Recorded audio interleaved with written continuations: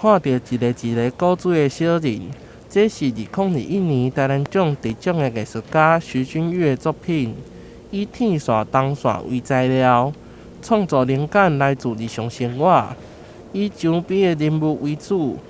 以线条打造人物写实的表情。可能线条对我来说可以有更多的想象，所以我就是使用金属线。灵感主要是以我生活周遭的一些人跟事情，像是有些事我会去现场，各种现场，可能寺庙或是公园去速写，然后把他们回来工作室之后整理成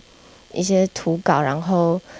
再用红铜线、铁线把它弯折出来。然后我现在主要是以做肖像画。像是展场最后面那一件，就是线条、表情跟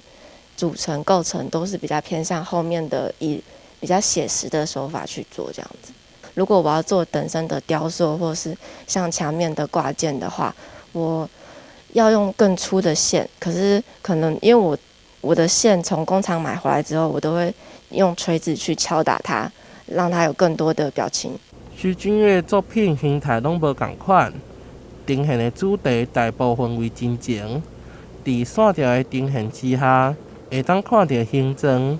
也毋过又会当互烫过，显现出线条甲量体之间虚实的变化。伫灯光的照射之下，所有的作品立体又阁毋是实体，互人留有无限想象的趣味。台南新闻杨顺怀采访报道。